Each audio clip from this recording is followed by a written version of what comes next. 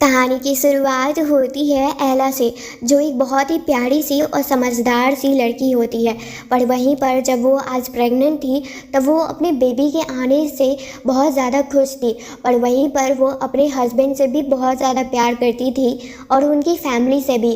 पर उसे क्या पता था कि उनके पीठ पीछे आखिर उन लोग क्या प्लान बना रहे हैं। जब आज एला उनकी बातें सुन लेती है कि एला को उन लोग निकाल कर वो अपने साथ रखेंगे, और रहा बात उनके ब्रदर इन लॉ का, वो एला का घर उन्हें दे देंगे क्योंकि वो अपनी आने वाली वाइफ के साथ वहाँ रहना चाहता है। जिस पर जॉन, जो एला का हस्बैंड होता है, वो इस बात से बिल्कुल भी मानता तो नहीं है, पर इनकार भी पूरी तरह से नहीं कर पाता था। और वहाँ पर मॉम उसी को सिखाने लगती हैं कि एला को अब मेरे साथ रहना चाहिए और उसे मेरी देखभाल करना चाहिए। ये सब सुनकर वहाँ पर एला को बहुत ज़्यादा गुस्सा आ जाता है और वो अंदर आकर उन लोग से झगड़ने लगती है। पर उसका ब्रदर इन लॉ जैक उसी पर गुस्सा करता है। वहीं अब अगले दिन देखते हैं जहाँ पर एला अपना चेकअप के लिए आई हुई थी, तब वो ये बात जानकर बहुत ज़्यादा खुश थी कि उसका बेबी अभी बहुत हेल्दी वे में है। यही खुशखबरी वो अपने डैड को भी देना चाहती थी, क्योंकि उनके डैड को इस बारे में कुछ पता भी नहीं था और वो अपने डैड से लड़कर जो जॉन से शादी की थी। उनके डैड को जॉन बिल्कुल भी पसंद नहीं था। पर जब आज एला इतने सालों के बाद अपने डैड को कॉल करती है और अपने प्रेगनेंसी के बारे में बताती है, तब वो बहुत ज़्यादा खुश हो जाते हैं और वो अब अपनी बेटी से मिलने से बिल्कुल भी रह नहीं सकते थे। इसलिए वो तुरंत उससे मिलने के लिए वहाँ पर जाते हैं। फिर उसके बाद तभी एला के पास सेक्रेटरी से कॉल आता है कि आपके घर का पासवर्ड चेंज कर दिया गया है। ये चीज़ सुनकर वहाँ पर एला को हैरानी होती है कि आखिर उसके घर का पासवर्ड उससे बिना पूछे क्यों आखिर बदला गया। और तभी उन्हें याद आता है कि कल जो भी कुछ रेस्टोरेंट में हुआ था, कहीं उसकी वजह से तो ये सब नहीं हो रहा है। इसलिए वो तुरंत घर पर जाती हैं और घर का लॉक सही में चेंज हो चुका था। एला अपने घर के अंदर ही नहीं घुस पा रही थी। वहीं पर घर के अंदर उसका ब्रदर इन लॉ और उसकी मदर इन लॉ उस घर को देखकर बहुत ज़्यादा खुश हो गई थी, क्योंकि आज अब से ये घर उनका हो जाएगा और एला को उन लोग धक्के मार कर निकाल देंगे। एला ने बहुत मेहनत से इस घर को अपने दम पर खरीदा था, पर ये चीज़ उन्हें बिल्कुल भी पसंद नहीं थी कि एला भी उस घर में रहे। इसलिए वो उसे निकाल कर गाँव के एक छोटे से घर में रखना चाहते थे। एला इस चीज़ से वहाँ पर लड़ती है, पर कोई भी उसकी बात नहीं सुन रहा होता है और उसी पर वो लोग गुस्सा करने लगते हैं। तभी उसका हस्बैंड जॉन आता है और जॉन को ये सब देखकर भी उसे बस अपनी एला के लिए थोड़ा सा बुरा लगता है और उससे ज़्यादा कोई फ़र्क नहीं पड़ता है यहाँ पर। और वहाँ पर वो अपनी मॉम का ही वो सारा कहा हुआ बात मान रहा होता है। और जब एला को पता चलता है कि ये घर का कागजात खुद जॉन ने अपने भाई को दे दिया है, यानी देने का फ़ैसला कर लिया है, तब ये चीज़ एला को बिल्कुल पसंद नहीं आती है। क्योंकि ये घर जितना जॉन के लिए वो था, उतना ही तो वो एला के लिए भी था। पर उन्हें कोई फ़र्क नहीं पड़ता है कि एला किस तरह से रहे। वो तो अपने माँ और अपने भाई का ही बात मान रहे होते हैं यहाँ पर, और अपनी बीवी को ही समझाने लगते हैं कि तुम्हें मेरी माँ का बात मानना चाहिए। वो इतनी बुज़ुर्ग हो गई हैं, अब तो तुम्हें उनका ख्याल रखना चाहिए। और रहा बात, मेरा भाई तो तुम्हारा भी है ना फैमिली, तो उसके लिए इतना भी तुम नहीं कर सकती हो। एला को इससे कोई प्रॉब्लम नहीं थी। वो अपने आने वाले बच्चे के लिए अच्छा भविष्य चाहती थी बस। इसीलिए वो चाहती थी कि वो यहाँ पर अपने पति के साथ और अपने बच्चे के साथ रहे। और उसका रहा बात उसके भाई का, वो तो खुद भी कमा कर अपने के लिए घर ले ही सकता है। उसे अपनी मदर इन लॉ के साथ रहने में भी कोई प्रॉब्लम नहीं था। पर ये लोग इतने लालची थे कि खुद एला को वहाँ से निकाल कर उस घर को अपने नाम पर उसका भाई करना चाहता था, यानी जैक। और जब वो ये चीज़ रोकती है, तब वहाँ पर वो लोग ही उसे पीटने लगते हैं और कहते हैं कि तुम अपनी औकात में रहो, अनाथ हो अनाथ ही बन के रहो। और यहाँ पर एला का सच्चाई उन्हें नहीं पता था कि एला आखिर किसकी बेटी है। वो एक मल्टी बिलियनियर की बेटी है। और यहाँ पर एला और जॉन को ये बात इसलिए नहीं बताई थी ताकि उसे ऐसा फील ना हो कि वो इतने बड़े घर की बेटी है और जॉन अभी भी कुछ नहीं कर रहा है और उसके लिए सब कुछ छोड़ कर आई थी। और वो जॉन को टेस्ट भी तो कर रही थी, पर आज शायद उसके टेस्ट में वो सब ही फेल हो चुके थे। जिनको वो इतना अच्छा समझ रही थी, वो लोग तो आज खुद ही उसे टॉर्चर कर रहे होते हैं और ज़बरदस्ती बस चोट पहुंचा रहे थे, जबकि उन्हें साफ दिख रहा था कि एला प्रेग्नेंट है और उसे बहुत खतरनाक चोट भी लग सकती है। तभी वहाँ पर उसके फादर भी वहाँ पर उस अपार्टमेंट के नीचे पहुँच गए थे। उस अपार्टमेंट को देखकर यहाँ पर उस बिल्डिंग के साथ ही उसका बुराई करने लगते हैं कि उनकी बेटी, प्यारी सी बेटी इस जगह पर रहती है। और वहीं दूसरी साइड एला के साथ वो लोग बदतमीजी और उसे चोट पहुंचाने की कोई कसर नहीं छोड़ रहे थे, जबकि एला उनसे रिक्वेस्ट करती है कि उन्हें बहुत ज़्यादा दर्द हो रहा है, कम से कम उसे हॉस्पिटल तो पहुंचाने में उनकी मदद करें। पर जब जॉन उनकी मदद करते हैं तब उनकी मदर इन लॉ उन्हें रोक देती हैं और कहती हैं कि कोई ज़रूरत नहीं है, ये सब बस नाटक कर रही है। और उसका भाई भी अपनी माँ का ही साथ देता है वहाँ पर और अपने भाई को भड़का रहा होता है। और जॉन उन लोगों के बातों में आकर एला की कोई मदद नहीं करते हैं। यहाँ पर एला खुद ही खड़े होकर वहाँ से जा रही होती है, पर जाने से पहले एक ही बात जॉन से कहती है कि वो आकर वापस तुम्हें डिवोर्स दे देगी। यानी अब यहाँ पर वो लोग बहुत ज़्यादा ही डर चुके थे और उन्हें गुस्सा आ गया था कि एक मामूली सी बात के लिए वो उन्हें इतने सालों के रिश्ते को इस तरह से तोड़ना चाहती है।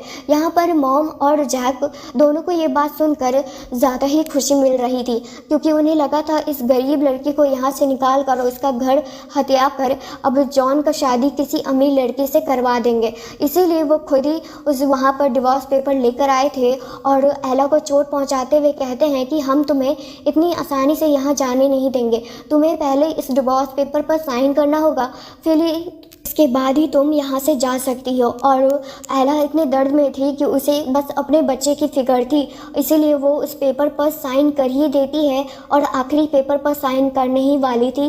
तभी वहाँ पर डैड आ जाते हैं और उनके कुछ बॉडीगार्ड्स भी, और अपनी बेटी को इस हालत में देखकर उन्हें इतना गुस्सा आ रहा था कि उन तीनों को वहीं पर वो सबक सिखा सकते थे। पर सबसे पहले तो अपनी बेटी को एक अच्छी सी जगह पर वो बैठाते हैं, फिर उसके बाद उन लोगों से वो अच्छे से निपटते हैं। यहाँ पर एला को वही टाइम याद आता है जब उन्होंने जॉन के लिए अपने फादर से लड़ा था और अपना ये ऐशो आराम की ज़िंदगी हमेशा के लिए छोड़कर वो बस जॉन के लिए वहाँ से चली गई थी। पर आज वही जॉन और उसकी फैमिली उसे इस तरह से ट्रीट कर रही थी जैसे मानो वो कोई कचरा हो। यहाँ पर तो वहाँ उन तीनों के मन में एक ही सवाल था कि आखिर ये आदमी है कौन और एला की मदद क्यों कर रहा है।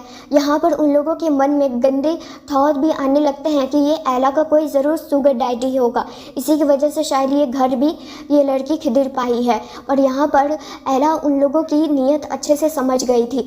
यहाँ पर वो लोग कहने लगते हैं एला के मुँह पर ही कि तुम इतनी बेशर्म हो गई हो कि अब अपने शुगर डैडी को यहाँ पर घर पर भी बुला ली हो। ये चीज़ सुनकर यहाँ पर एला को अब अपने फैसले पर इतना ज़्यादा शेम फील हो रहा था मानो वो यहाँ एक पल के लिए भी रुकना नहीं चाहती थी। और ये चीज़ सुनकर यहाँ पर डैड को भी गुस्सा आने लगता है। वो अब कह देते हैं कि वो एला के फादर हैं, पर फिर भी वो उनकी बातों पर भरोसा नहीं करते हैं और एला अपना फ़ोटो अपने फादर के साथ दिखाती भी है। और वहाँ पर उसके भाई को लगता है ये सब एडिटिंग भी तो हो सकता है, हम लोग कैसे मान लें कि तुम जैसी अनाथ लड़की ये इसके बेटी हो सकती हो, क्या पता तुम लोग नाटक मंडली से हो और यहाँ पर बस नाटक करने आए हो ताकि हम लोगों को डरा धमका सको और ये घर हम लोग तुम्हें नहीं दे। और ये चीज़ भूल जाओ कि तुम्हारे ये इस आइडिया का कोई भी यहाँ पर फ़ायदा नहीं होगा, क्योंकि हम तो ये इस घर को लेकर रहेंगे और तुम्हें इस घर से निकाल कर रहेंगे। पर यहाँ पर एला अपना रियलिटी बता देती है और अपने फादर का भी कि वो लिन ग्रुप के मालिक हैं जो इस कॉन्टिनेंट के सबसे बड़े ओनर भी हैं इस मल्टी मिलियनियर बिजनेस के। और वहाँ पर उन तीनों को कोई भी अकल नहीं था कि वो किससे लड़ रहे थे और वो बदतमीज़ी किए जा रहे थे और एला को ही बुरा भला कह रहे थे। और अब तो इतना हद पार कर दिए थे कि उनके डैड को भी वो नहीं छोड़ते हैं, जिस पर एला को अब बहुत ज़्यादा ही गुस्सा आ गया था। और डैड कहते हैं कि तुम चिंता मत करो, मैं तुम्हारा और अपने ग्रैंड चिल्ड्रन का ख्याल रखूँगा, तुम इन लोगों की अब कोई फिक्र मत करो, मैं आ चुका हूँ ना, तुम्हें अब कोई चोट नहीं पहुँचने दूंगा। यहाँ पर वो लोग कहते हैं कि अगर तुम्हें जाना ही है तो चले जाओ, पर यहाँ पर इस घर का सपना हमेशा हमेशा के लिए छोड़ कर जाओ, क्योंकि ये घर तो हम लोग देने से रहे हैं तुम्हें। यहाँ पर पर एला के कहने पर जब वो लोग थोड़ा ध्यान देते हैं कि सही में क्या ये इतने बड़े कंपनी के मालिक हैं, तब यहाँ पर जॉन पूछता है कि आखिर तुमने इतने टाइम तक तो हमें धोखा क्यों दिया एला, कि ये बोलकर कि तुम अनाथ हो, कहीं ये सही में तुम्हारा कोई नाटक तो नहीं है, क्योंकि हमें तो तुम्हारी बातों पर ज़रा सा भी भरोसा नहीं हो रहा है। अगर तुम इतनी ही अमीर होती तब तो हमारे लिए दहेज में बहुत सारे गिफ्ट लेकर आती तुम। और तभी जॉन की बोलती बंद करते हुए डैड वहाँ पर बहुत सारे गिफ्ट को बुलवाते हैं जो वो खुद लेकर आए थे, क्योंकि उन्हें लगा था कि एला सही में बहुत खुश रह रही होगी अपने परिवार के साथ। पर उन्हें क्या पता था कि उन्हें अपने बेटी को इतने सालों के बाद देखने के बाद भी उन्हें इस तरह से वो उन्हें मिलेगी देखने को। और वो सारे गिफ्ट को देखकर उनके मन में तो और लालच बढ़ने ही लगता है, क्योंकि वो अब बहुत ज़्यादा ही खुश हो गए थे इतने सारे गिफ्ट, महंगे महंगे कार, वो विला और गोल्ड बार को देखकर। पर उन्हें अब लगता है कि हमें इसके चालों में नहीं आना चाहिए, क्योंकि क्या पता ये सब सही में बस एक नाटक हो। और इस चीज़ को साबित करने के लिए वहाँ पर जैक के पास एक आदमी था जिसे वो कॉल करता है, और वहाँ पर जब वो वीडियो कॉल पर उससे वो पूछता है कि सही में क्या इस डिस्ट्रिक्ट में इस नाम का इंसान ने इस विला को लिया था, जिस पर वो इंसान कुछ देर के लिए तो समझ नहीं पाता है, पर वो हाँ में बोल देता है, जिसमें वहाँ पर एला के डैड का नाम नहीं आता है, जिसकी वजह से उसके भाई को लगता है कि अभी से जो भी उन लोगों ने देखा वो सब बस एक नाटक के अलावा कुछ भी नहीं था। यहाँ पर एला के डैड बस एक नाटक है करने वाले आदमी हैं और उनके पास कुछ भी नहीं है। पर उस आदमी को उसके बाद ही कॉल के बाद शक होने लगा था, इसलिए वो जांच पड़ताल करने लगता है और उन्हें पता चलता है कि जिन्होंने वीडियो कॉल में पीछे देखा था वो सही में बहुत ही बड़े ग्रुप के मालिक हैं, और जो उनका जिनसे अभी बात हुआ वो बदमाश इंसान उन्हें परेशान कर रहा है। तो वो तुरंत उस जगह पर पहुंचते हैं जहां पर वो लोग उसे परेशान कर रहे होते हैं, यानी एला और उसके डैड को। और वो लोग इतना हद पार कर देते हैं कि एला बेचारी वहाँ पर प्रेग्नेंट थी और अभी भी दर्द में थी, पर उन लोग वो उसे जाने नहीं दे रहे थे, और जब भी वो जाने की कोशिश करती थी वो उसे चोट पहुँचाते थे। ये चीज़ देखकर डैड को और गुस्सा आ रहा था, पर अपनी बेटी का भी उन्हें ख्याल रखना था। और जैसे ही उस आदमी के आने की वजह से उन्हें सच पता चलता है, तब तो उन्हें अपने कानों पर भरोसा ही नहीं होता है, क्योंकि उनके तो पैरों तले ज़मीन ही खिसक गई थी, क्योंकि जिसे वो नकली समझ रहे थे असल में वो सही में एक बहुत ही बड़े आदमी होते हैं, और उन्होंने जो भी अभी गिफ्ट बर्बाद किए हैं वो असल में असली थे। यहाँ पर एला ने ये चीज़ पहले ही ये ऐलान कर दी थी कि अगर उन्हें ये सच के बारे में पता चला कि उसके डैड और वो जो भी कुछ कह रही वो सब कुछ सच है, तब वो लोग जितने भी चीज़ को बचाए हैं वो सारा चीज़ का भरपाई करना होगा। और अब वो सबको मिलाकर पूरे 900 मिलियन का कॉस्ट आ चुका था, क्योंकि उन्होंने बहुत महंगे महंगे चीज़ को बर्बाद किए थे। उस विला को फोड़ दिया था, भले ही वो छोटा सा मॉडल था, पर वो चीज़ उन्हें बिल्कुल बर्दाश्त नहीं होती है, और वो लोग इस चीज़ के लिए खुद ही हाँ बोल देते हैं कि हाँ हम लोग इस सब चीज़ का भरपाई करेंगे अगर ये सब असली हुआ तो। क्योंकि अब तो उन्हें अपने आंखों पर भरोसा ही नहीं था कि उन्होंने क्या अपने हाथों से जाने दिया है और अपनी लाइफ से। वहाँ पर जॉन अपनी वाइफ से माफ़ी मांगते रह जाता है, पर उसकी वाइफ उसे बिल्कुल भी माफ़ नहीं करती है, और वहाँ से अब अपने डैड के साथ और बॉडीगार्ड के साथ वहाँ से चली जाती है। उसके बाद जॉन को इतना गुस्सा आ गया था कि वो अपने भाई का गला ही पकड़ लेता है और कहता है कि ये सब कुछ जो भी कुछ हो रहा है वो सिर्फ तुम्हारी वजह से, तुम्हारे लालच की वजह से हो रहा है। यहाँ पर उसकी मॉम रोकती है, नहीं तो वो सही में अपने भाई की जान ले लेता, और वहाँ पर अपनी मॉम का बात मानकर वो फिर से एक प्लान बनाता है और एला को अपनी लाइफ में लाने का सोच लिया होता है। और वहीं हॉस्पिटल में देखते हैं जहाँ पर एला का इलाज हो रहा था और उसका बच्चा सुरक्षित था। इतने प्रॉब्लम के बाद भी वो सही सलामत था। उसे ये बात जानकर बहुत ज़्यादा ही खुशी होती है, और डैड भी अपनी प्यारी सी बेटी को हेल्थी देखकर उन्हें भी अच्छा लगता है। पर अब एला ठान ली होती है कि वो उस परिवार में दोबारा कभी नहीं जाएगी और उन लोगों से बदला लेकर रहेगी। तभी वहाँ पर उन लोग अच्छे से ड्रेस में आते हैं, वहाँ पर एला के लिए कुछ गिफ्ट्स लेकर, और एला से माफ़ी मांगने का उनका प्लान था, क्योंकि उन्हें लगा था कि एला तो अभी भी भोली भाली सी है और वो उन्हें माफ़ तो कर ही देगी।